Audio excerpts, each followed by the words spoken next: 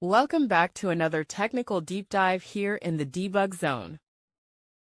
Today we're tackling a big question and breaking it down with insights from other users.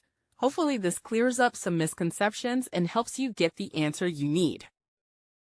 So buckle up, stay a little curious, and let's jump right in.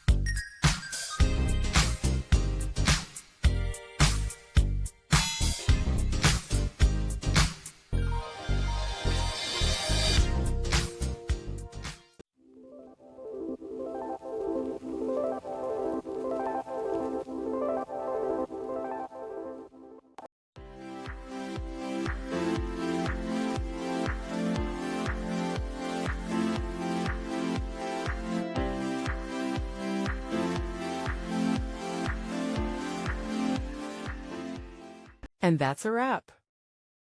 I hope you found the answer you were looking for. If you did, take a second to hit that subscribe button. It really helps out. And let me know in the comments which solution worked best for you. See you next time in the Debug Zone.